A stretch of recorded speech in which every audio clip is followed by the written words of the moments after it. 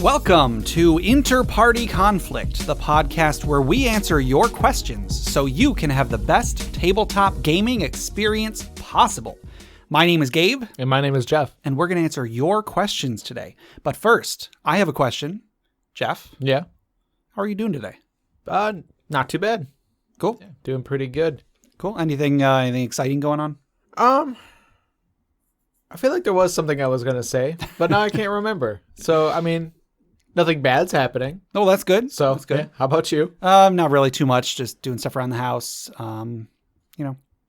Same old, I guess. Sorry, everybody out there who's expecting something exciting. Yeah, they're all waiting to hear about our days. I guess, wishing I had time to play an actual game of D&D sometime. Oh, yeah, we were just discussing that. It's like, don't have much time to do so. Yeah. Oh, one more thing. I don't know if I've ever mentioned this on the podcast, but I've told you I'm planning on building an arcade cabinet sometime this year. Oh, right.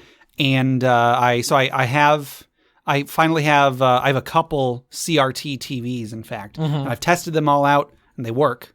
So I'm hoping to start building the actual cabinet sometime soon. That's what I was gonna say. Actually, okay. I was gonna say because Gabe had gotten he was looking around for a few TVs and had found one that was a little bit too big. But I told him that I was actually looking for a CRT TV to play some older games on. Yeah.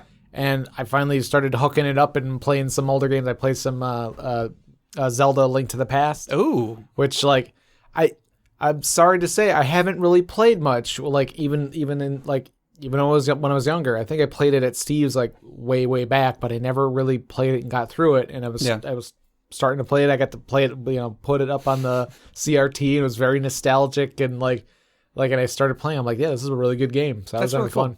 Yeah, I missed that one when it first came out because all we had was an NES for the longest time. Mm-hmm. And when we finally did get a Super Nintendo, we didn't really have many games for it. But once I discovered emulators, of course, I eventually did. I went back and I played all these Super Nintendo games that I had missed. And so I played that one back in high school. And yeah, it's a really good game. Mm-hmm. Yeah, it's very solid. And I was playing it I'm playing it on the Wii Virtual Console. Mm-hmm. I picked it up on there a long time ago and never actually started playing it. But I got through the first couple dungeons and was like, yeah, this is great. Yeah, that was a good game. But yeah, so I'm going to make an arcade cabinet, and my hope is to build a Raspberry Pi computer, which I can then have an arcade emulator that runs, every arcade game ever. Mm-hmm. I think that would be really cool. Yeah, that'd be a lot of fun. It would be great to have people over and, play through. We play through Tower of Doom on that thing. Sure, or the Teenage Mutant Ninja Turtles game, or the Simpsons game, or I don't know, House of the Dead or whatever. Whatever I want to do, we could do it. That'd be sweet. Yeah, I've never built anything like that before, so that's going to be... I mean, that's part of the fun. You know, it's getting some work in. Yeah, so hopefully that'll be fun. Whenever that happens, I'm sure I'll have you over. I'll have Steve over, and we could all paint part of the cabinet itself. We could. I'm gonna put a lot of thought into what I want on the outside of that. I was thinking of maybe trying to see if anybody could make 8-bit Dark Souls pictures and have a cool Dark Souls guy on there. Yeah. And, I'm definitely going to look into commissioning some artwork for it whenever it's done. Yeah, that'd be really cool. Or you find a way to put put that on the side. Yes, Jeff's indicating on my wall I have a big print of a picture that somebody made.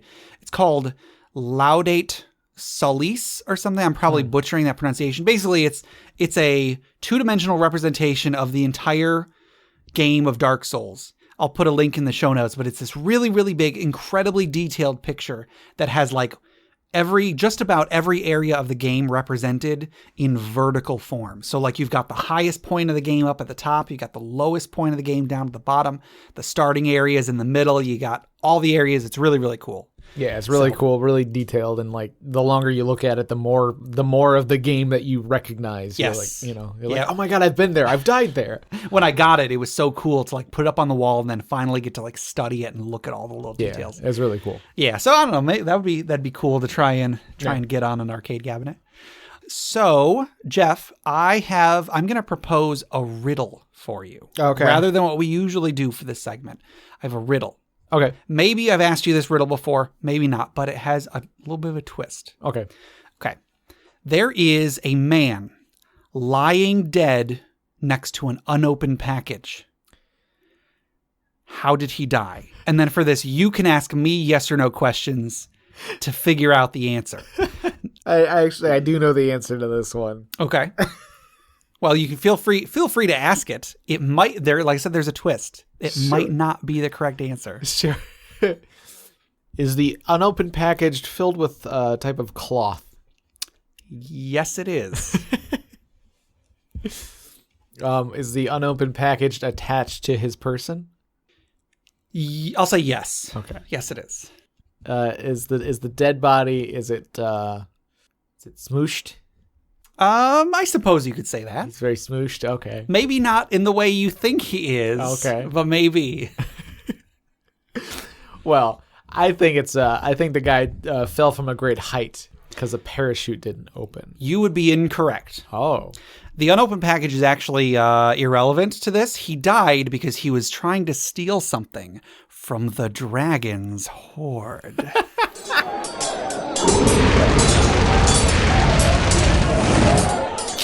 And then the dragon killed him. Oh, sure. The dragon smushed him. All right. All right. So the reason I chose that intro for the Dragon's Hoard is that the item today was actually submitted by Justin from Crit Academy. Oh. He submitted a few magic items, which they've mentioned on their podcast. And I actually just got to the episode where they brought up this particular item. This particular item is called the Plummeting Pouch. So this item is a cloth and hide pouch that attaches to your waist, and they put in parentheses that it is a fanny pack, or for our British listeners out there, a bum bag. Because apparently fanny means something different in Britain. Sure. So they would not use the term fanny pack in polite conversation. Okay. Yeah, but bum bag. Bum bag. Well, because also in America we put them on the front. Yeah. Well, I mean, we call it a fanny, as like a fanny is your butt.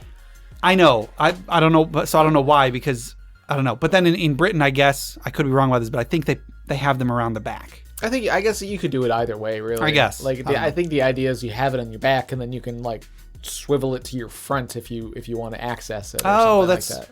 I've never really gotten much use out of one, so Right. that might be the way you're supposed to use it. I can't remember the last time I ever put on a fanny pack. I'm sure it happened. Yeah. Sure it happened because I must have had one at one point. I had to have been a kid the last time Right. I was wearing one. Yeah, I think I had a neon green one. that sounds about right. You gotta have some sort of really ridiculous color. Yeah. A tie-dye fanny pack. Right. So this one, it attaches to your waist. It has a cord that you can use an action to pull, and the cord hangs from the side of the pouch. When you use your action to pull it, the pouch rips open, and a large cloth attached to the pouch at four corners opens up. And at this point, you roll a d20. If you roll a natural 1, it fails to open properly. And when you still gain a little bit of a benefit, but the thing is, if you use this when you're falling, Right. you use your action to pull on it. Like I said, if you roll a natural 1, it fails to open properly. You still hit the ground at a high speed. However, you take half the normal falling damage. Sure. Okay. On a success, on anything other than a natural 1, while you're falling, your rate of descent slows to 60 feet per round, and you take no fall damage when you land. Cool. If the pouch is attacked while you're using it, it collapses and you fall to the ground as if it failed to open. So has stats. The pouch has an AC of 10 and 1 hit point. Gotcha. So it's like someone shot an arrow at the Exactly. parachute. They'd be able to they'd be able to make you fall a little bit faster. Yeah. So I think this is a neat item. I think it's especially neat because it's not even really a magic item, or at least it doesn't have to be. Right. In essence, it gives you the feather fall spell, but you have to activate it. It's not I think normally casting the spell is a reaction, I believe. Okay. 'Cause I think you can do it even when it's not your turn. And so with this, you do have to use an action for it. So you would probably have to be falling a pretty good distance, which is kind of like a real parachute. Sure. But yeah, I think it's neat because, like I said, it's not necessarily magical, and the chance of failure kind of sucks. But again, it's a little bit more realistic, and you do still gain a little bit of a benefit. You do still take half the normal fall damage. Right, yeah. Yeah, I think this is a fun, simple item. Yeah. I could definitely see giving these to first level party, no question, no problem whatsoever. Yeah, absolutely. Yeah, this is not something that's gonna break the game. It could be a lot of fun, actually, because this could allow for some crazy antics, like low level antics. Yeah. You're at the top of a tower or something at the end of the adventure, and like you have this thing, like why not try to jump off of it? Yeah, definitely. What if if it fails, then I don't know. We'll see how high that tower was. Sure. I don't know. I just think it could it opens up more ways to solve certain obstacles. Yeah. Any time a game can encourage like risky things, especially at low levels, I think is really cool. Mm-hmm. Or you could put these in a world with airships. Yeah. You could easily understand something like this. It's like I said, it's not even necessarily magical. True. Magic is expensive. I mean, sure, you're talking about a freaking airship for crying out loud, but magic is expensive. So if you could create something that is going to save a life almost every time, that would definitely be much more cost effective than magic. Yeah. It was like in the Eberron campaign setting, this Sharn City of Towers, they gave everybody like these tokens of Featherfall, basically. Yeah, I don't know if they gave them out, but they were definitely really, really cheap. They were single-use tokens of Featherfall. Yeah, I think there were guards or something around that all had them or something like that. I want to say in one of the Sharn books, because there was like a series of books that took place either in Sharn or started taking place in Sharn.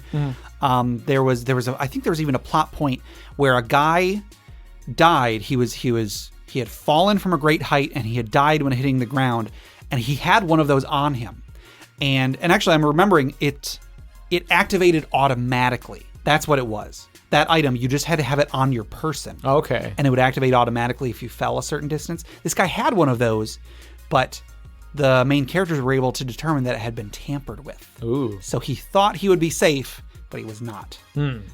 Man, I think Sharn was such a cool setting. Yeah, it was very neat. For anyone not familiar with Eberron, Sharn was like the not necessarily the capital, but it was like the metropolis of the world. And it was the city that was built vertically rather than horizontally. It was in Sharn, there's certain areas where certain types of magic are more powerful. There might be some areas of the world where like, fire magic is really powerful because this part of the world is like slightly closer to the elemental plane of fire or something. Sharn was located in an area that was close to the plane of air. As a result, air magic, or like stuff that makes things fly, was a lot easier to perform and a lot easier to create. So they were able to very easily use magic that was able to keep buildings aloft, so that buildings could be literally floating or just really tall. Yeah, really, really tall, much less stable than they would need to be elsewhere. Right.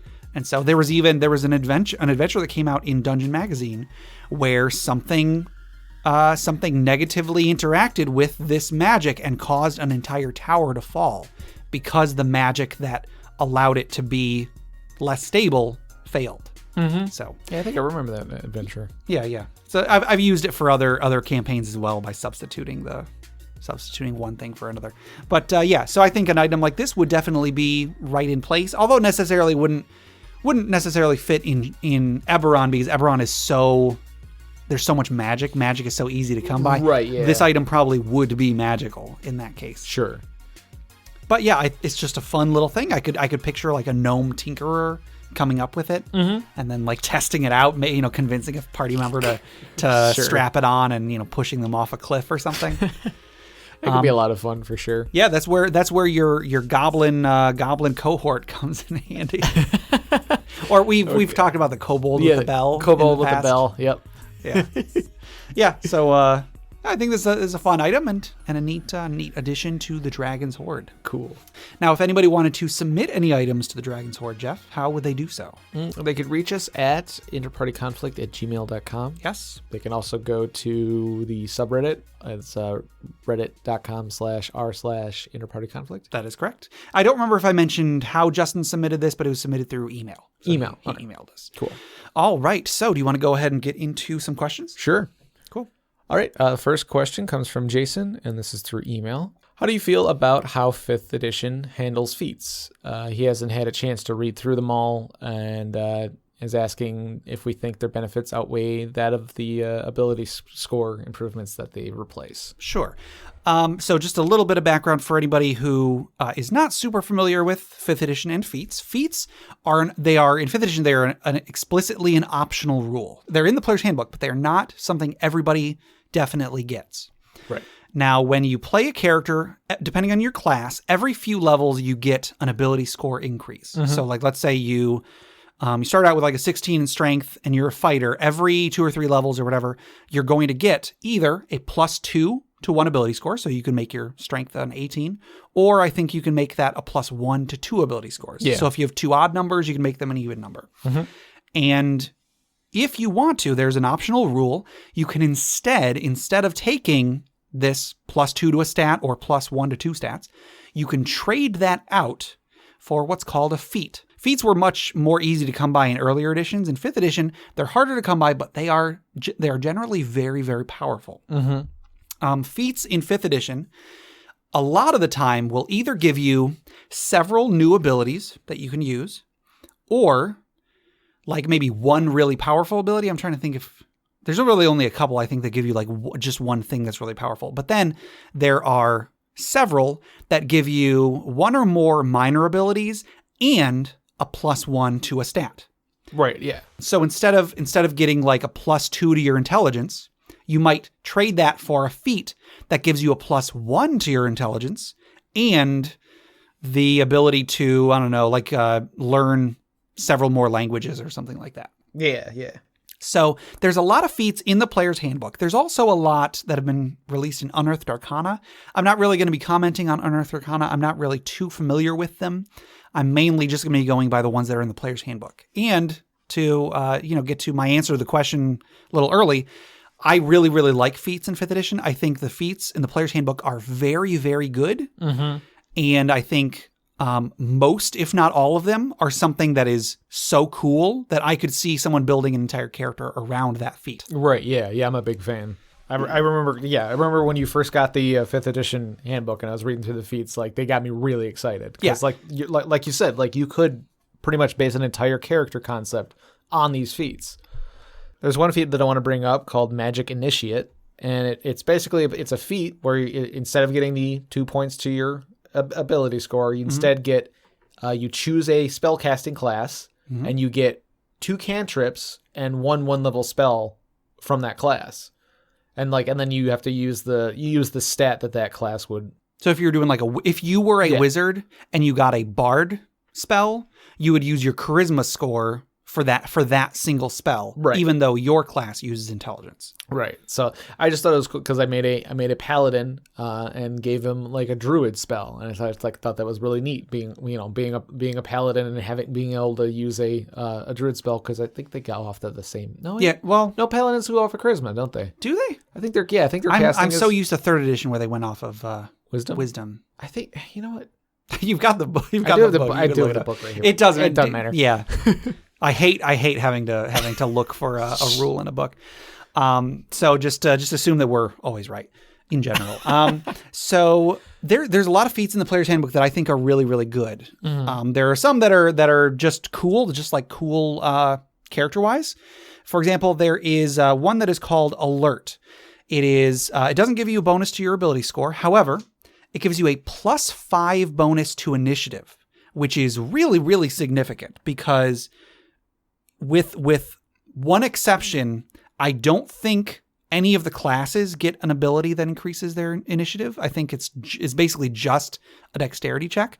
I believe there has been I don't know if it was an errata or if it was just like a rules clarification, but apparently As a bard, you get an ability that's called Jack of all trades that lets you add half your proficiency modifier to any skill you're not proficient in or any ability check. Technically, that applies to initiative because initiative is an ability check, just like what skill checks are. So apparently one of the makers of the game has clarified that, that's not how we intended it, but that's totally cool with them. Neat. So again, alert gives you a +5 bonus to initiative. You can't be surprised while you are conscious. That's cool. So anytime you are conscious, what was that? Bird just hit the window. I'm not joking. Holy crap. A bird just hit the window and there was another bird like they almost did too. Wow. Okay, I might leave that in. I might not. So alert gives you a +5 bonus to initiative. You can't be surprised while you're conscious. So anytime a battle starts, and even if the enemies get the drop on you, if there is a surprise round, you take part in that surprise round. Gabe, you know what? I'm pretty sure I don't have this feat because that bird surprised me. Now I have to leave it in. That's all right. And then, in addition to that, other creatures don't gain an advantage on attack rolls against you as a result of being hidden from you. So this is a powerful feat, and this is just a stock feat, just random feat. In 3rd edition, for example, this would be at least 3 feats. Right, yeah, absolutely. I think Improving Initiative was only a +4? It was a +4, yeah. Yeah. And that was when it was pretty easy to get a really high initiative as well. In addition, also, I'll say in 4th edition, this would be 6 feats. Because in 4th edition, feats you got feats very, very often, but they were very, very weak individually. So yeah, like I said, alert, it gives you these 3. Each individual benefit is a really good benefit, and this one feat gives you all 3 of them.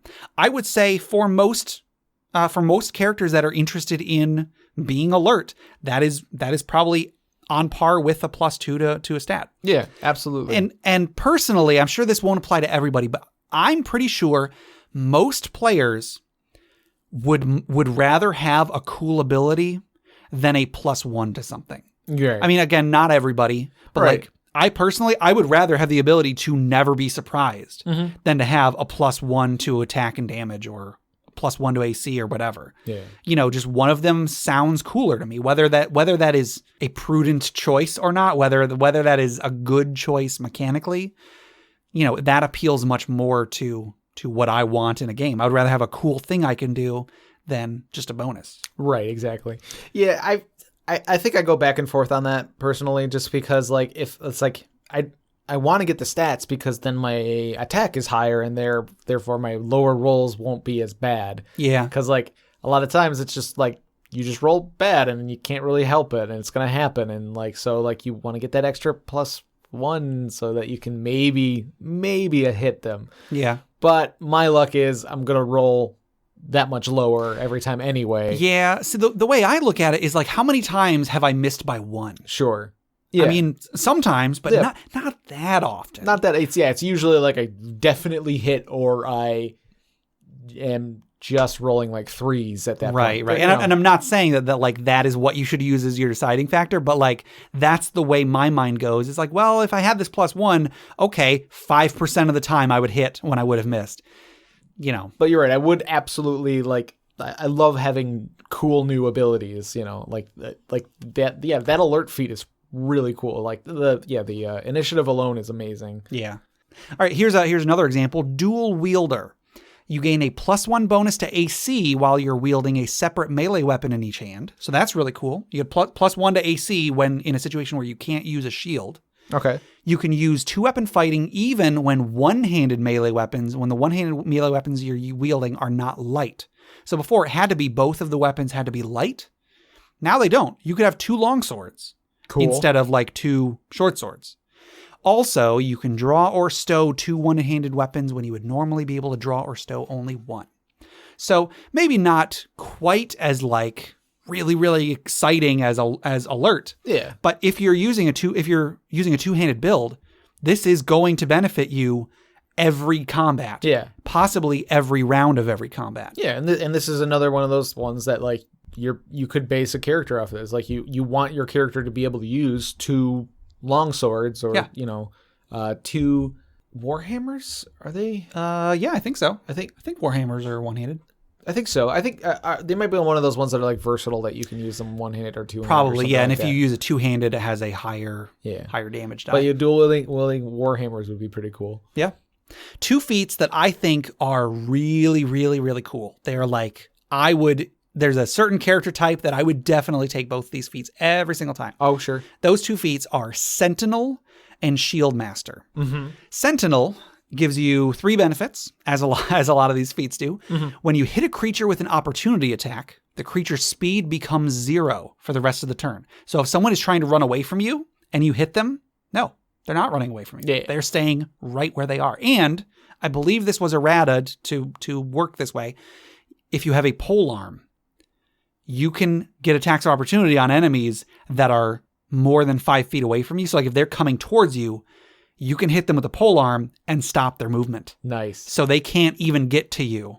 You stop them in their tracks and they can't even attack which you. is just crazy. That's great. So that's the first benefit. Second one, creatures provoke opportunity attacks from you even if they take the disengage action. That's the entire purpose of the disengage action. So they cannot get away from you without provoking. And if you hit, they don't get away from you. Dang. Yes. And then, third one.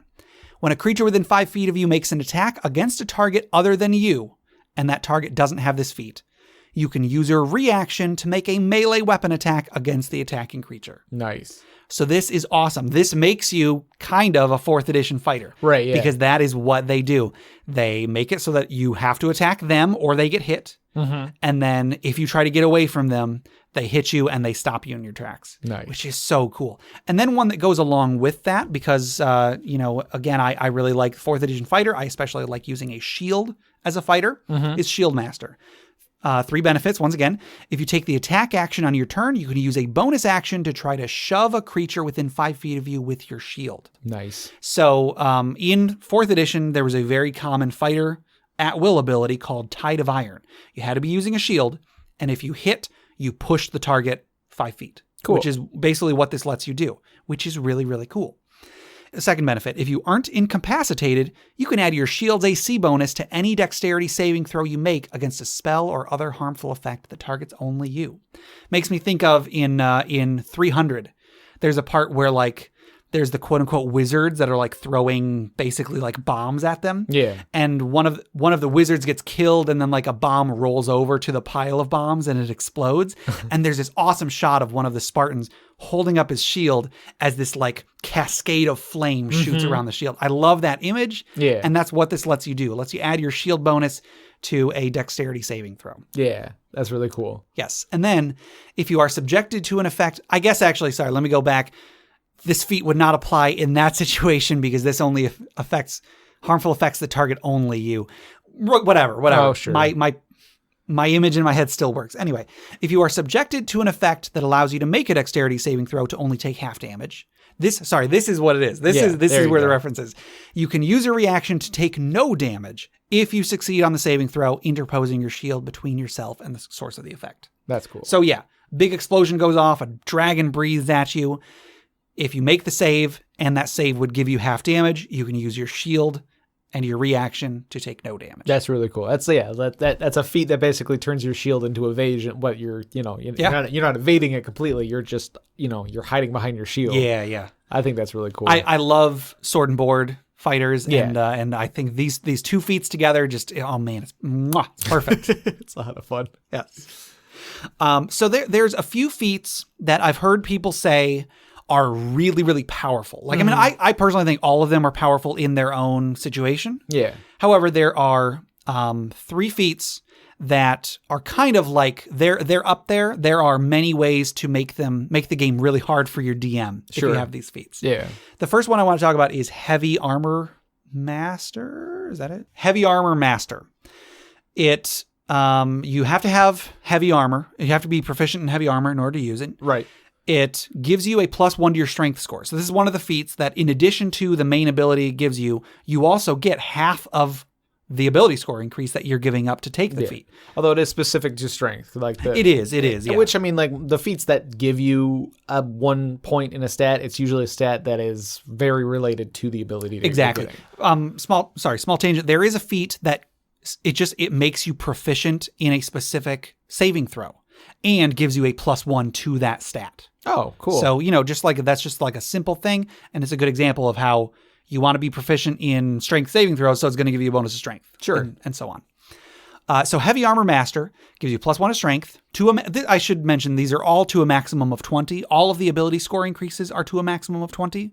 The only way to increase a stat above 20 is either by using a magic item that increases your stats, like the Belt of Giant Strength, or I think there's a Barbarian ability that permanently increases the cap on, I think, strength and constitution to like 25 or something. Something like that. Anyway. That's pretty cool. +1 of strength, and the main ability, while you're wearing heavy armor, bludgeoning, piercing, and slashing damage that you take from non-magical weapons is reduced by 3. Nice. So it takes 3 damage off of most of the damage you're going to be taking as a character. Right. At low levels especially, because there aren't really prerequisites for this other than you just have to be proficient in heavy armor, which several classes are. You, at low levels, there's many times you're going to be hit by a weapon and you take 3 or less damage. Yeah. So this would make you effectively immune to certain attacks. Sure. And it goes off of heavy armor, so you're already going to have the highest AC in the group. Yeah. And when you do get hit, you're going to take less damage. I have heard people say that makes characters like that unkillable at low levels. That's not necessarily the case. Sure. There's always a weakness. If one of your players has too high of AC, hit him with stuff that requires saves. Sure. It's that simple. Yeah. Trip him. Or I don't think that requires an attack. Well, whatever it is. There's lots of options if a character has too high of AC, or damage reduction like this. You can always hit him with an area effect that does fire damage. Yeah. It's not gonna help out their save. It's not gonna help out the damage they take from fire. There's ways to get around it. Yes, it is powerful though. So yeah. I'm not saying it's not. It's for sure one of the more powerful ones. Yeah. Another one that it can be very powerful. It is at least very, very useful. Yes. Is Lucky. It is something that literally every character could benefit from. Right. This feat gives you 3 luck points. What that means is that whenever you make an attack roll, an ability check, or a saving throw, you can spend 1 luck point to roll an additional d20. Now, this is not the same as having advantage. So you can use this when you have advantage, because normally you can't have advantage more than once. But if you have advantage and you roll 2 crappy dice, you can spend a luck point to re-roll one of them. Anyway, so whenever you make a d20 roll, essentially, you can spend a luck point to roll an additional d20. You can choose to spend the luck point after you roll the die, but before the outcome is determined. You choose which one to re-roll, and then you can also spend a luck point when an attack roll is made against you. So in that case, the same thing. You roll a d20, and then you choose whether the attack uses the attacker's roll or yours. Right. So if somebody's about to land a crit on you, you can instead roll another dice and say, "Hey, take that one instead." Yeah. Even if they still hit, you are almost guaranteed to make it a regular hit and not a crit, or possibly a miss. Right. Sure. Same thing. If you roll a natural 1, you can re-roll it. You might still miss. But let's say your DM is one of those DMs that has like a crit fumble deck or something, and there's a non-trivial chance of cutting off your own head. Spend that luck point and save your life by re-rolling that natural 1. And you get back your 3 luck points when you finish a long rest. Yeah. So every day of adventuring, you have 3 re-rolls. I feel like I should just start with this feat all the time. Like I just feel like I get the worst luck with rolls sometimes. Yeah. Like I think in the little thing we played last time, I was like trying to sneak past a guard or something like that, and you tripped and landed in his lap. Yeah, I rolled a 1. Yes. Like so, I feel like in that case, it would have been better. It would have even if I failed the move silently check or whatever, the sneak check, maybe I wouldn't have like landed prone or whatever. Yeah, maybe. So because I did have you end up prone, didn't I? Yeah, I mean it was a little. Sorry, I was caught up in the moment. So Lucky is a very, very, very, very useful feat. Whether it's powerful or not, I guess that's up for debate. But it is definitely useful. I could see this saving a group so often. Yeah. So yeah, that's a good one. And then one more is a bit more situational because I think it's most of the issues I've seen people have with it have to do with one specific class. Yeah. But the ability in question is, or the feat in question is Spell Sniper. Now, Spell Sniper is a feat. It gives you 3 abilities. First one, when you cast a spell that requires you to make an attack roll, the spell's range is doubled. Which can be a big deal for reasons I'll get to in just a moment. Yeah. And the second benefit, your ranged spell attacks ignore half cover and 3/4 cover, which that can also be a big deal. And then number 3, you learn 1 cantrip that requires an attack roll. Choose the cantrip from the Bard, Cleric, Druid, Sorcerer, Warlock, or Wizard spell list. Your spellcasting ability depends on the spell list you chose it from. So yeah. Charisma for Bard, Sorcerer, and so on. The reason that a lot of people seem to think that this is very, very powerful specifically has to do with the Warlock. Mm-hmm. The Warlock has a cantrip, which technically anybody could get by taking this feat. You could take the Eldritch Blast cantrip. Yeah. Eldritch Blast is a fairly high damaging cantrip. It does, I think, a D10 damage base, which is the highest die of any of the damaging cantrips. But as a Warlock, you can also take invocations that make it more powerful. Yeah. But it does D10 damage, and then it has a range of 150 feet just to start off, which is a very, very long range. With this feat, that range becomes 300. 300. If you are playing... Sorry. Cross your T! I'll put that in the show notes. If you are playing a Warlock, in addition to this feat, there is a Warlock invocation that permanently makes the Eldritch Blast range 300 feet instead of 150 feet. Mm-hmm. There is no reason that you cannot stack the two of these. Right. So, because it's not that it adds to, it doesn't like add a bonus to the range. It makes the range 300 feet. Yeah. Like even if somehow your Eldritch Blast wasn't 150 feet to begin with, it doesn't double it. It just makes it 300 feet. So then the Spell Sniper would double the range, and the range again is 300 feet, so it becomes 600 feet. Yeah. So you end up with an ability that you can use to attack someone 600 feet away with no penalty to the attack roll. Ignoring, what is it, half and 3/4 cover or something half like that? And 3/4 cover is nothing. Yeah. So that's crazy. That is pretty crazy. So I can understand a lot of DMs being like, the Warlock, he shoots people from like halfway across the world. What the heck am I supposed to do? There's nothing I can do. But I just want to point out like that isn't as big of a problem as you're making it out to be. Because number one, they have to be in an area that is 600 feet long. Right. In a dungeon, they're not going to be using more than, I don't know, maybe 100 feet. Like there are very, very few instances in most sessions where a player is going to see an enemy 600 feet away. Right. And if they're not 600 feet away, if they're 300 feet away, then this feat isn't providing any benefit because at that point they're just using like they might as well not even have it. Right. So number one is how often are they seeing an enemy that far away? Number two, how often, can they be that far? Like if the room's only 100 feet long, it doesn't matter. Yeah, that is a good point. It's almost like a waste. Well, I mean, I guess in the case of being a Warlock, I'd say the invocation to double your range is a waste. Can be. Because you can instead choose a different invocation because there's some other cool ones there too. There are. So I mean, like, because like the added bonus of like you get the extra cantrip and you get the ignoring the half and 3/4 cover. Yeah. So that's definitely worth taking the feat alone. I feel like the difference between 300 and 600 feet, at least in most situations, there's not going to be any difference because you're just not going to find. How often are you going to see an enemy that is 300 feet away, let alone 600 feet away? Yeah. And again, like you have to be able to see them. Yeah, that's not going to be easy. Like, even if it's a large enough dungeon room or something like that, the light might not go that far. It might be too dark to see them that far. Yeah, if you're using even like a daylight spell isn't going to reach 600 feet. Right. And then let's say you're just out in the wild somewhere. And so there is that big of an area and they are that far away. Is there not a single obstacle between you and them that they could get full cover from? Sure.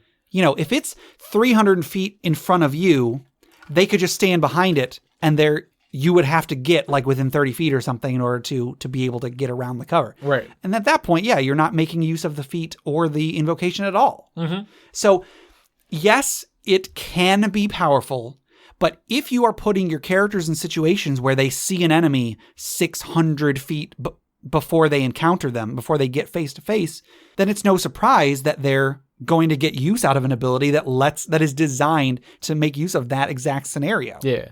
It's like if a character has a breath weapon that is a, 30-foot cone and you just happen to put them in a room that is the exact size and shape of a 30-foot cone, it's no surprise that they use a 30-foot cone to hit all the enemies. Yeah. If you put them in a situation where their ability is going to be at its most powerful, then it's no surprise that it's powerful. You know what that reminds me of is like when we're fighting against something that has like a line attack, some sort of like a lightning bolt, or like some dragons have like a line. Breath like weapon. blue dragons. So quick, guys, don't stand in a line. Yes. It's like you're always going to be able to hit two people if you're standing in the same room. Yeah. Yeah. So like this feat can be powerful in certain situations, especially when used in conjunction with the warlock ability, but it's only as powerful as you, the DM, lets it be. If you don't want the players to hit things that are so far away that it's going to take 20 rounds for them to get close to you, then don't put them in situations where the enemies are 20 rounds of distance away. Sure, yeah. Just don't do it. It's that easy. Anyway, so those 3 feats I think are very, very powerful, or can be. Yeah. There's, like I said, we've talked about some other feats that are just really, really fun and really, really cool. So I think feats in general in 5th edition are really, really good. Yes. But again, they're an optional rule. So if you, the DM, thinks that they're too good, there's no reason that you can't exclude them. That's right. No problem whatsoever.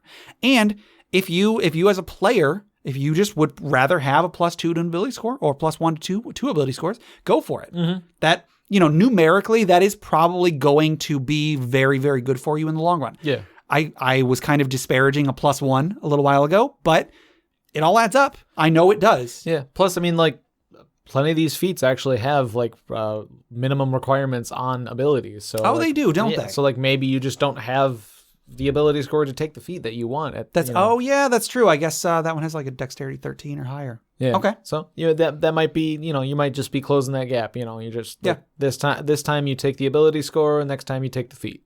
Yeah. So. But every time I'm flipping through the feat section, I'll see a feat. I'm like, ooh, I want to make a character that uses that. Then the next one, ooh, I want to make a character that uses that. There's really only like 1 or 2 that do not actively interest me. And even then, they're not bad. It's just not really my playstyle. All right. So do you want to go on to the next question? Yep. Cool. All right. This next question comes from Ralil on N-World. And they ask, illusions, how do they work? And when are they useful? Yes. So I think illusions are really, really cool. And if they're one of the things that they're going to depend largely on how creative you as the player are. So like knowing how they work is pretty important. So the school of illusion is a very, very large and diverse school. It's about as diverse as most of the spell schools. So there's a lot of different illusions that do different things, but I'm pretty sure Ralil is mainly asking about, there's 3 spells in particular: minor illusion, silent image, and major image. So like those 3 I think are they're the ones that most people have confusion about. Yeah, they're like the core illusion spells. Pretty much. And these are a little bit different than they were in earlier editions. I'm going to be talking about the 5th edition versions. Where necessary, I will mention how they differ from 3rd edition, because that's what I'm most familiar with. So the first one I want to talk about is minor illusion. Minor illusion is a cantrip. When you cast a spell, you create a sound or an image of an object within range that lasts for 1 minute, which is the duration. The illusion also ends if you dismiss it as an action or if you cast it again. If you can do 2 things. You can create a sound or you can create an image. Both of them act differently. Mm-hmm. If you create a sound, its volume can range from a whisper to a scream. It can be your voice, someone else's voice, a lion's roar, a beating of drums, or any other sound you choose. The sound continues unabated throughout the 1 minute duration, or you can make discrete sounds at different times before the spell ends. So you could cast the spell and make a whisper, and then a couple rounds later, make a yell, or whatever, anything in between. It says if you create an image of an object, however, such as a chair, muddy footprints, or a small chest. It must be no longer than a 5-foot cube. The image can't create sound, light, smell, or any other sensory effect. Physical interaction with the image reveals it to be an illusion because things can pass through it. So whenever you use minor illusion, the image that you create is stationary. It's stationary and it doesn't really do anything. So, okay, let's say you made a picture of a fire. Because it's immobile, it would just be like a static picture of a fire. Right. It would look like a fire if you looked at it, a fire that was not moving. However, it would not smell like a fire. It would not give off any heat. It actually wouldn't even give off light. So I'll get a little more into that when we get to silent image. But, and then, like I said, physical interaction, if you touch it, you immediately realize it's an illusion. If you create an illusory chair and you go to sit on it, you'll fall straight through it and you will immediately know that it is an illusion. Now, if a creature uses its action to examine a sound or an image, so if they hear a weird noise, and then they spend their action thinking, I think this might be an illusion. Or if they look at an illusory object, you spend your action, you make an investigation check. If you succeed, then the creature immediately realizes that it's an illusion. And anytime you realize it's an illusion, either because you made your check or because you touched it or whatever, the illusion becomes faint. So I like to think of it as like it becomes like slightly transparent. You still know it's there, but you can see through it. So it doesn't impede your vision. And then the sound sounds very transparent. You could see through the sound. You can I guess, yeah. So this is notably different than in 3rd edition. In 3rd edition, I believe even if you touched an illusion, maybe this was just somehow some DMs ruled it. If you touched an illusion, you still had to make a save in order to tell if it was an illusion. So like I've played with some DMs where if you touched an object that was an illusion and then you failed your save, you still thought it was an illusion. So the way that they described it was that in your mind does whatever gymnastics it has to do to make you think that it's still real. Right. There was a point where there was a door that we tried bashing down, nothing happened. We couldn't bash it down. So I think I took an axe and I started hacking apart the wall around the door so that eventually there was this just a freestanding door and the door still wouldn't budge if we pushed on it. And then we found out, it's because we failed our saves. So our mind was making us think that it was an illusion. I don't know if that's how it was meant to be ruled in 3rd edition, but that was at least a fun way to deal with it in that case. Sure. But in 5th edition, it's very explicit what happens. If you touch it, you immediately, no investigation check, no save, you immediately see through it. And if you spend your action, no matter how far away it is, you don't have to touch it. You don't have to do anything. If you spend your action to make the check, you see through it as well. The next spell that I want to talk about is Silent Image. It is a 1st level spell. It's very, very similar, but the effect is larger. So you can't create sound with this one. It is just visual. Sure. It creates a larger area. So it's 15 feet instead of 5 feet. And then with Silent Image, you can cause it to move. So you can, number one, you can make the image move. So if you made a picture of a bonfire, it would move. But again, it would not give off heat. It would not give off light. So again, it would look like a bonfire if you were looking at it, but it wouldn't illuminate anything. Right. I believe there was an episode of Dicey Tales early on where one of the characters wanted to use an illusion spell to create a bonfire because they didn't have anything to light a fire. And I don't remember how they dealt with exactly that. Eventually, I think another character just cast Prestidigitation to light a fire instead. But the whole time I was listening, I'm thinking to myself, no, it doesn't create light or heat. It would not serve the same purpose. Yeah, you'd be trying to trick yourself into feeling the warmth on it, but it's exactly. Also, you'd have to keep recasting it every minute. Sure. You don't. If you're going to be relaxing at the fire, you don't want to have to every minute, move your arms and say some magic words. So yeah, an image of a fire that doesn't cast any light sounds kind of weird, but I guess the idea of illusion is you're not creating a hologram. Exactly. You're just fooling everybody into thinking there's something there. Yes. So in their mind there's a fire right there, But of course, the fire's not actually there. It's just an illusion. Therefore, there's no light being emitted. Yeah. So with silent image, like I said, you can cause it to move, not just in its own area, but you can spend your action to move an illusion from any spot within the range. The range is 60 feet. So you could cause it to move from one spot within range to another spot. Mm-hmm. And when you do, you can alter the appearance so that the movements appear natural. So if you make an image of a guy standing there, you can make him walk from one spot to another, or run from one spot to another, or he like wave his arms and look like he teleported or something. You can change the illusion to fit what it's doing. Sure. But again, even with silent image, physical interaction reveals it to be an illusion because things just pass right through it. You can use your action to make an investigation check and so on and so on. So now the last one that I want to talk about is Major Image. It is a 3rd level spell that creates an even larger area. But in addition to that, this spell does seem completely real, including sounds, smells, and temperature appropriate to the thing depicted. So you could create a bonfire that looks like a bonfire, smells like a bonfire, gives off light like a bonfire, and gives off heat. However, the heat is not sufficient to cause damage. Same with cold. You can't create a block of ice that makes people take cold damage. Uh-huh. You can't create a sound that's loud enough to deal thunder damage or to deafen somebody. Sure. And you can't create a smell that might sicken somebody like a troglodyte stench. So you can't mimic the mechanics of other spells. However, you can make it, for all intents and purposes except actual touch, for all other intents and purposes, you make it look and act exactly like what the thing is. Mm-hmm. So again, you can move it like silent image. You can make it look like it's walking or whatever. But like those other 2 illusions, like those other spells, if someone interacts with it, if they touch it, they immediately see it's an illusion. If they spend their action to make an investigation check, they can still see through it that way.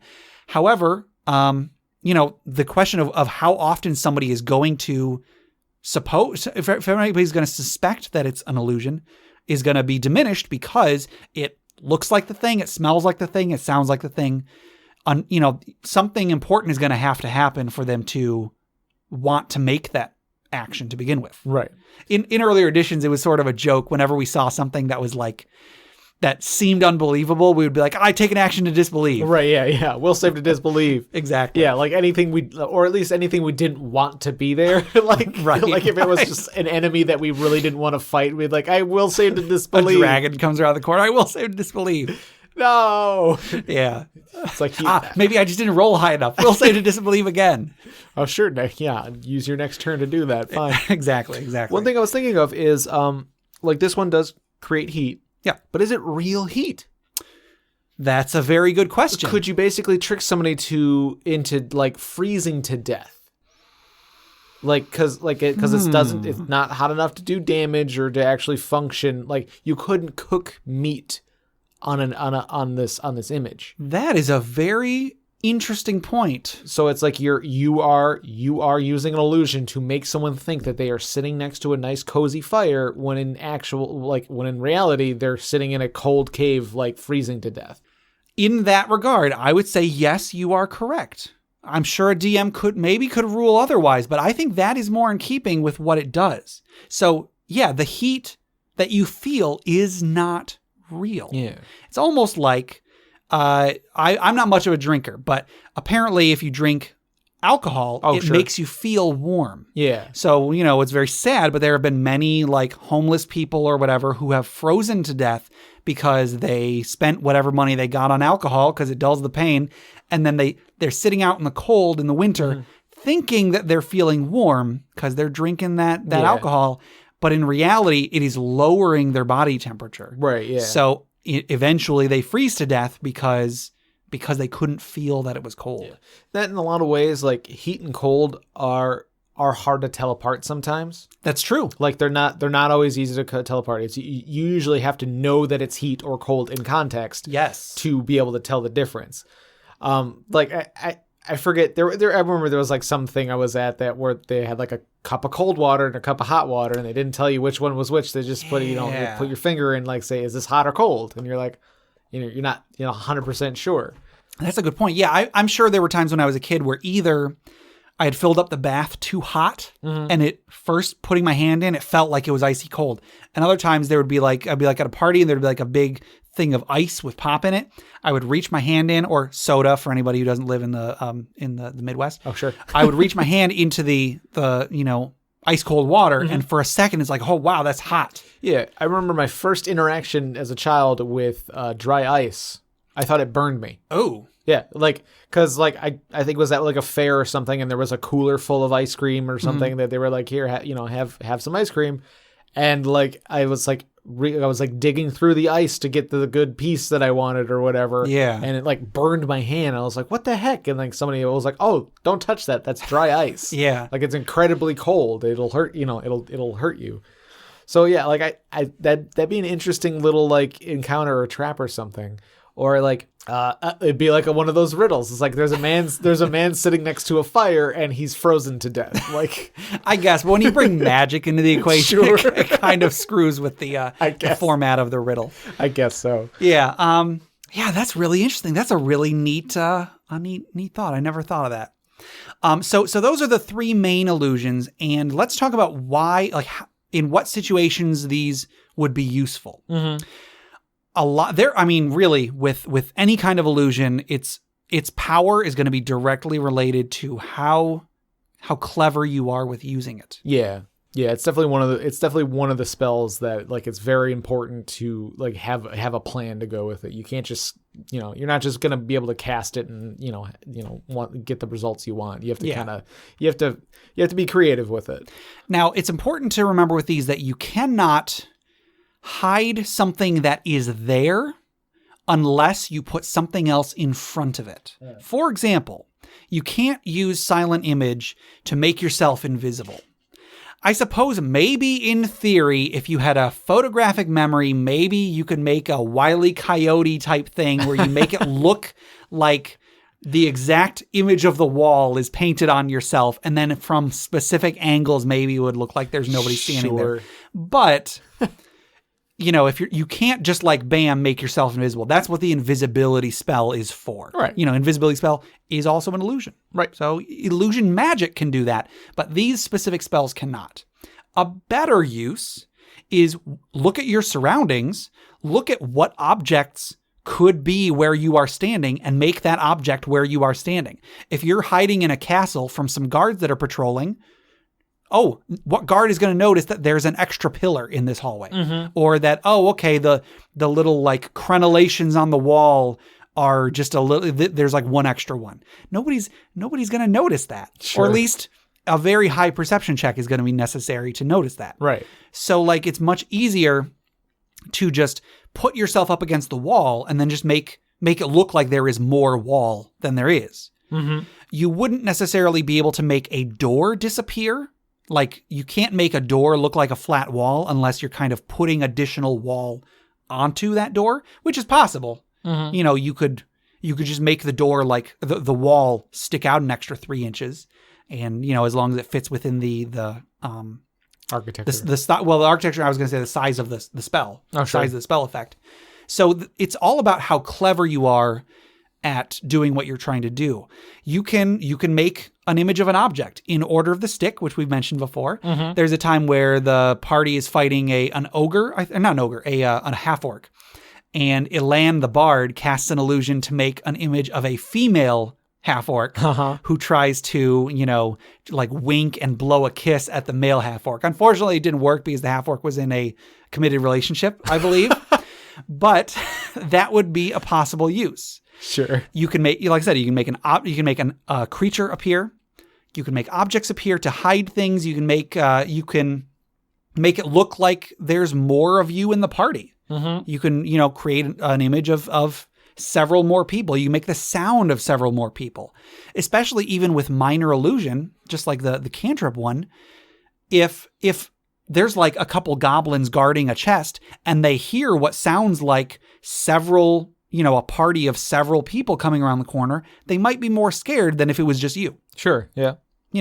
So it's all about how clever you are with using it. So there's the situations where they would be useful are kind of endless. Mm-hmm. Just Think of what could I do to trick someone in this situation to make the situation better for me? And then you can probably use an illusion to trick them. You could just make an image of like a quarter on the ground Yes. to mess with somebody. Yep. It's like it's the illusionist version of the gluing a quarter to the to the sidewalk. You know what you could do? You could tell them that their shoelaces are untied, and then when they look down, make an illusion of their shoelaces being untied. And then punch them in the face. That's right. They catch them by the surprise unless they have the alert feat. Exactly. There you go. It's a nice callback. So yeah, illusions are really, really cool. Even just those 3 basic ones, there's so many uses you can do. I even love just using, especially like minor illusion or silent image if you have the spell slots for it, to just like create cool visual things for the other players to see. Sure. Like, I would often use prestidigitation for this, but you could use really anything. You could use minor illusion to like make a picture of a person or a monster to show somebody else. Instead of drawing a picture of what that creature looked like, you could make an actual like photograph of what it looked like to show somebody else what you're talking about. Yeah, or like just describing a room or something like that to somebody. Exactly. You can make a little a map. You could make a little diorama of the room. Yeah. Oh man, that's so cool. You could like try to like plan things out by like Exactly. Like in the Saw movies, the guy has all these like little dioramas of the traps and little like stick figure people. Yeah, and with silent image, you can make a little diorama with like little people that move around to show what the plan is for the thing. I love those little tiny effects of illusions. That's what I love. Some other illusions that I think are just worth mentioning. I won't be too long on this. One is Disguise Self. Disguise Self is a first level spell that it creates an illusion on you, just you, that changes your appearance. So you can make your weapons look like a different weapon. You can make them look like a different object. You can make your clothes look like armor or your armor look like clothes. You can make yourself look taller, look shorter. You can make yourself look thin, look fat. You make yourself look different, but similarly, if anybody, reaches out to touch you, if you made yourself look, a foot taller and they reach over to like, flick you on the eyeball or something like that, they would see through the illusion because your eyeball isn't up there. Your eyeball is a foot below. Sure. So, it's still an illusion. So you got to keep that in mind, but you can make yourself look like you're walking around in robes when in reality you're walking around in full plate. Mm-hmm. And then they might think, "Ooh, that's a spellcaster.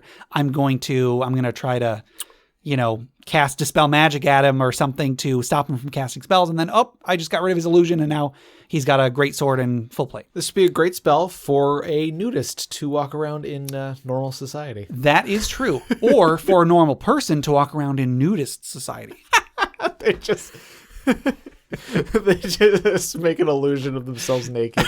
Yes. Oh my goodness. Yeah. So Disguise Self is an interesting spell just to make you to disguise yourself to look like somebody else. You can make yourself look like a different race, to look like a different specific. You could make yourself look like a politician, for example, like a specific person. So there's a lot of different uses for that. I'm thinking of a wizard Tobias. Tobias Funke. Yeah, like he'll illusion some cut off shorts on him. So, yes. Or I thought you meant he would make himself blue. Yes. Unfortunately, I blew myself. So the next spell I want to talk about is Phantasmal Killer. Tobias, you blowhard. Phantasmal Killer is a very interesting spell because unlike a lot of other illusions, this one is able to actually harm somebody. This is a spell. You tap into the nightmares of a creature you can see within range and create an illusory manifestation of its deepest fears, visible only to that creature. The targets must make a wisdom saving throw. If they fail, they are frightened. At the end of each of their turns before the spell ends, they have to make another saving throw or take 4d10 psychic damage. Dang. If they succeed, the spell ends. So what this is like you are literally making their worst fear appear, and it can scare them to death. Mm-hmm. In 3rd edition, there were a lot of like subsets of illusions. This one was called a phantasm. So like Phantasmal Killer. Mm-hmm. A phantasm was It was the subset of illusion that was able to physically interact with other things. Sure. Also, like disguise self was called a glamour. A glamour is something that makes an existing object look different. Gotcha. Okay. And then the silent image was an image spell, which I think creates something that is not there. Sure. Something illusion that's not there. And then another spell that I want to bring up is simulacrum. This is a spell that creates a copy. I won't read the whole description. It basically creates a copy of a person, like a physical copy.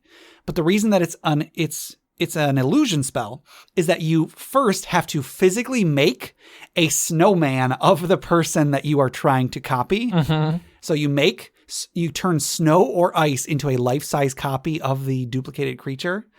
And then you use illusion magic to make them look and act like that person, which is just kind of goofy. Yeah. I'm picturing old school Iceman when he looked like a snowman. Oh, sure. Back in the early days of Iceman. Yeah. So that's an interesting spell. It's using illusion in ways that you might not think of. Mm-hmm. And then one more spell I want to talk about is creation, which is it's a very high level spell. It's a 5th level spell. I was thinking of something else. In 3rd edition, it would have had the shadow descriptor instead of like an image or a glamour or a phantasm. Mm-hmm. This was a shadow. What that means is that it's an illusion, but it is pulling matter from the plane of shadow, or the Shadowfell in 5th edition. So you are pulling matter from another plane of illusory matter. Mm-hmm. And so what that means is when you pull it into the material plane, it is a physical object. So in this case, you are creating an object that for all intents and purposes is a physical object. So like you could even create something that is adamantine that would function exactly as adamantine. You could make an adamantine sword and hit somebody with it, but it would only last for a minute because adamantine is hard to keep stable or whatever. Mm-hmm. So different materials have different durations. Right. So so this is an interesting spell because you are making a physical thing with an illusion. That's cool. So yeah, illusions are they're very varied school of magic. They have a lot of different uses and a lot of different ways that they articulate. So, there's the limit is how creative you are. Right. Really. Yeah. Yeah. Well, I've rambled on talking about spells and whatnot enough. I think that will do it for today. Okay. If anybody wants to submit items or questions, they can email us at interpartyconflict@gmail.com. For show notes, a running list of questions asked, or important links, or to download the episode, go to interpartyconflict.com. You can find us on Facebook, facebook.com/interpartyconflict, or our subreddit at reddit.com/r/interpartyconflict. We're on Twitter @InPartyConflict. We're on iTunes, Google Play Music, Stitcher, YouTube. Rate, review, subscribe, do all that. We also have a PayPal donate button on our website, which again is interpartyconflict.com. So please go there, toss us $1 or $2, whatever you want to give us to help make the podcast better. Yeah. And then our music is made by Boxcat Games from Nameless the Hacker's RPG. And one more thing, we also have a gameplay channel on YouTube. It's called Friend Quest. Yep. Yeah, we mentioned it a couple times, but check it out. Give us a subscription and a like. Yeah, come watch us. We've got a couple games on there so far, playing through the D&D arcade game Tower of Doom, as well as the D&D arcade game Shadow over Mystara. Yep, and we have some plans to do a couple more. Yeah, we've got some stuff planned, and just got to find time for it. It'll be fun for us to make, and I'm sure it'll be fun for you guys to listen to. Yep. Hopefully. All right, so Jeff, till next time, what can people do? We'll say to disbelieve. There you go. And drink responsibly. Oh, sure.